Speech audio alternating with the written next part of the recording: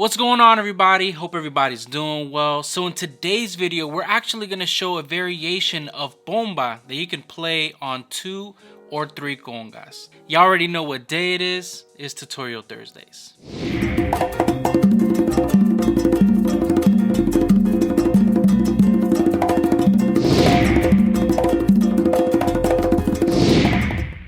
Welcome to Percussion Life. My name is Eric Perez. Some of you already know that by now, but just had to welcome you to the channel. And I do hope that you enjoyed these videos. And if you haven't subscribed already, just hit that subscribe button, hit that notification button, find out whenever I upload. And I normally upload videos that you request. And to all my day ones, man, thank you so much for all the love, all the support, all the comments, man, sharing the video, just putting the word out there, man. Seriously, it's a big support for this channel to just help it keep on growing and get this message out there and help people, you know, try to discover new things on congas or percussion in general. And today's video is actually highly influenced by the collaboration video I did not so long ago. I think I posted it last week with Guido Brogle, and he's actually been a huge supporter of the channel, man, from like the early days when I really started to upload consistently. He's the one that helped provide me some tracks that I normally practice with and record with and use. It's actually part of the intros to my video, man, and it's pretty nice, man, to be able to collaborate with him. We were trying to do this for a long time, but you know, my computer messed up. He wanted to do some ideas, so yeah, it's actually influenced by that video. It's a variation that I did particularly for that video, and it's one that I've seen be used by Pedrito Martinez, Paoli Mejias, Richie Flores, and a lot of people, man. It's not a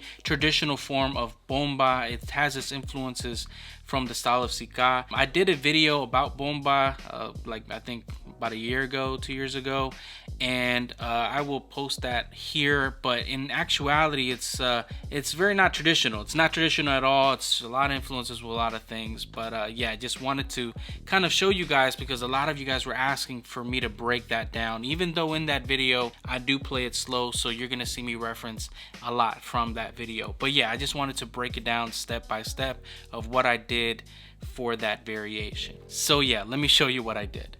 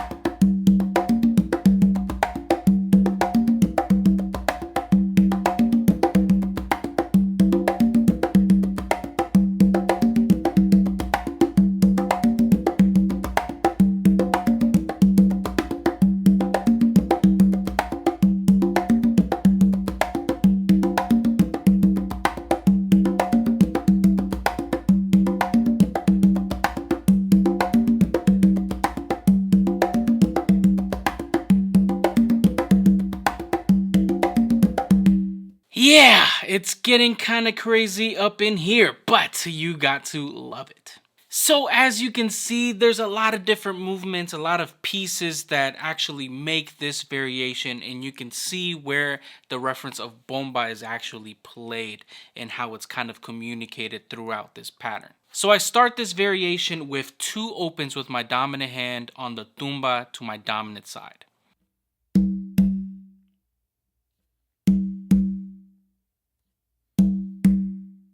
After doing those 2 opens with my dominant hand on the tumba to my dominant side, what I'm going to do here on the conga, which is really meant as the ghosting area or the area that you're going to do a lot of your slaps, especially when you're doing it on 3 congas. What I do with my non-dominant hand, I actually do like a little ghost note or a tap, which is actually just gonna help me kind of propel to go to the next drum. But I do a little ghost note tap with my non-dominant hand on the conga, then I do a close slap with my dominant hand on the conga, then with my non-dominant hand I go to the tumba to my non-dominant side and I do 2 opens. So it's gonna sound like this.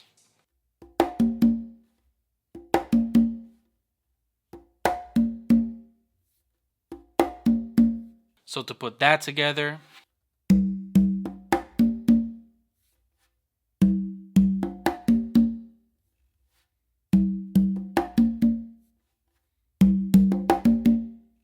after doing those 2 opens with your non-dominant hand to the tumba to your non-dominant side, here comes the major bomba reference, especially the Sika style of bomba, and it's in this next part. So basically, immediately after doing those 2 opens with your non-dominant hand, with your dominant hand, you're going to go to the tumba to your dominant side, and you're going to do a muff with your dominant hand.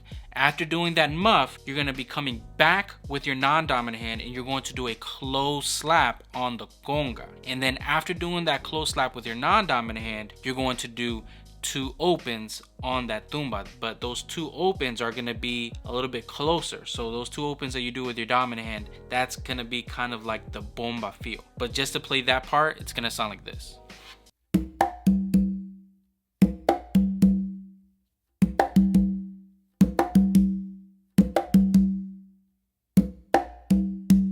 So to put it together up to this point, it's going to sound like this.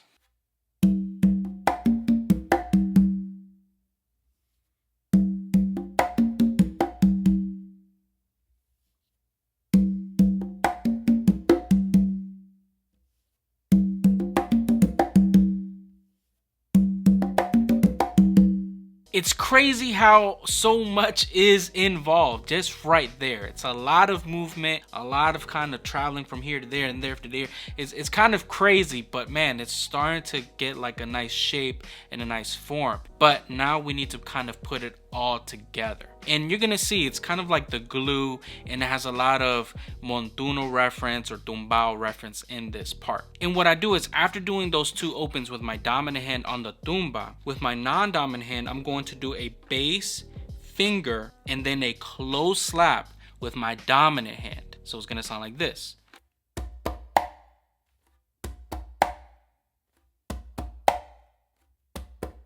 And this is kind of the crazy part. After doing that close slap with my dominant hand, I'm going to do kind of like a ghost note or a finger tap with my non-dominant hand. And with my non-dominant hand, what's going to take me back to doing those first 2 opens that we did in this pattern, what I'm going to do is a close slap. So I'm literally coming from here to here real quick. But that movement's actually going to help me do the next part. So yeah, to kind of put that part together, it's going to sound like this. Just to play that last part, it's going to sound like this.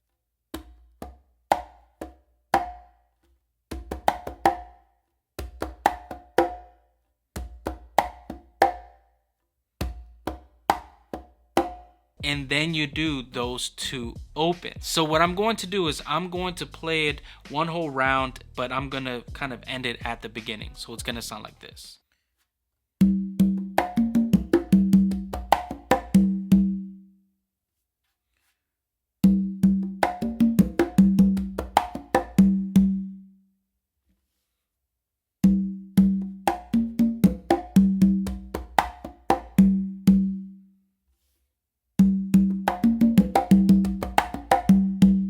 It's kind of crazy, but let me play it all the way through.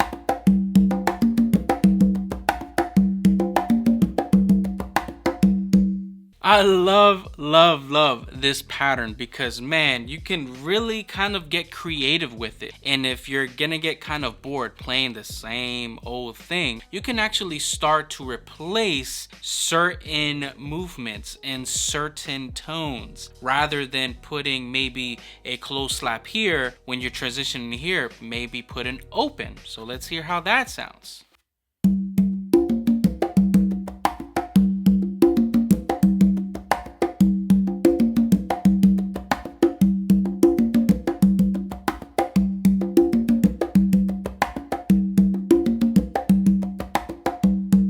Let's see how it sounds kind of switching back and forth from that.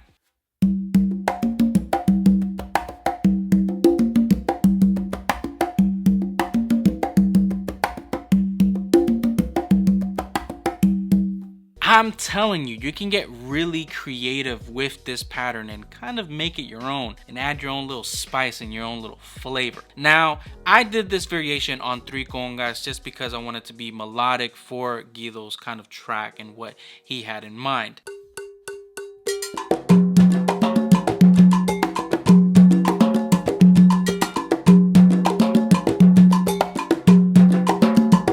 But if you only have 2 congas, you can definitely pull this variation off. If you notice, I'm only doing like close slaps here, and the only time I'm moving to do maybe something a little bit more melodic, it's going to be on my 3rd drum doing 2 opens. You don't have to move it here. You could just keep those 2 opens right here, you know, just rather than going this way, you just keep it right here. So to kind of give you that example, it's gonna sound like this.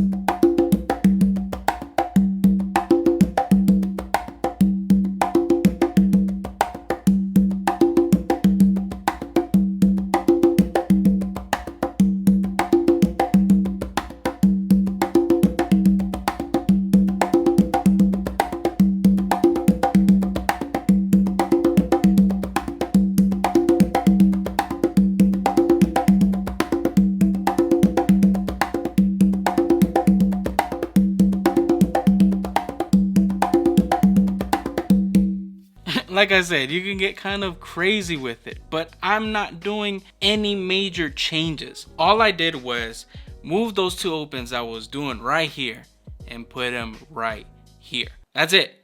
Nothing different. Let's stop deceiving our ears. It's the same exact thing with the same exact hand. You're just not extending it. So that's where you kind of got to kind of like train yourself to have fun with it. Now let's get kind of crazy. Let's do the opens here and here. Yeah, let's do something crazy.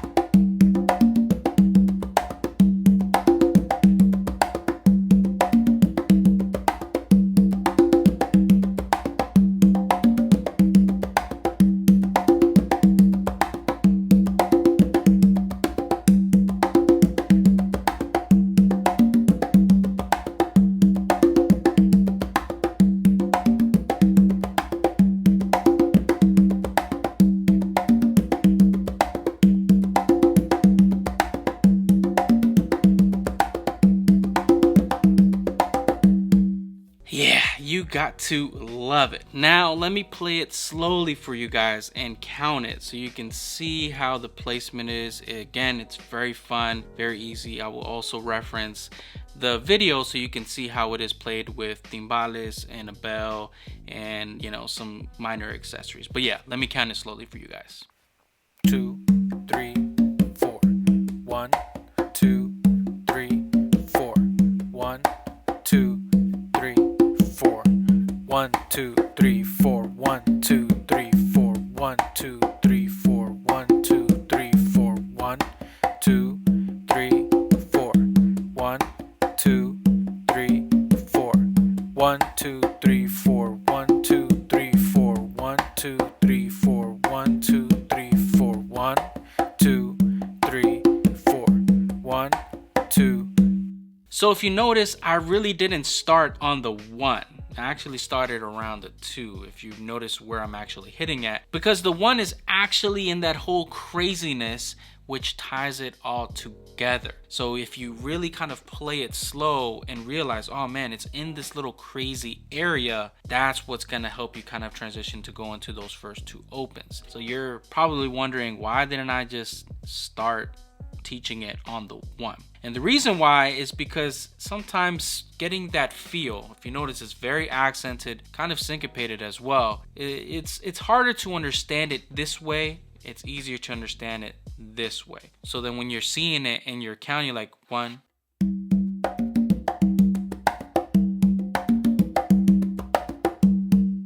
kind of helps. 1,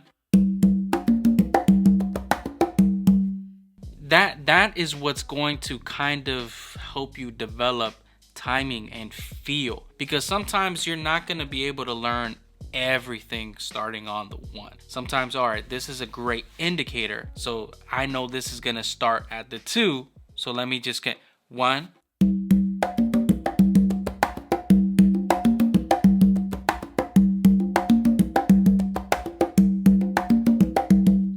Yeah, it's just great indication to know. So that's why sometimes I'm not really starting on the 1 all the time when I'm teaching this stuff. And that's why I like actually starting to incorporate me kind of counting it slowly for you guys, so you can see, oh, so it's then it kind of helps. It kind of helps, man. It's just, I've been doing it this way for a long time, and I think it's nice little secrets to find out, things to help you kind of indicate where to start best and where to learn it the best way. But all right, y'all, really do hope you guys enjoyed this video. Comment down below, let me know what you guys think. You already know what to do. Like, subscribe, and I'll see you guys in the next video. Have a great day.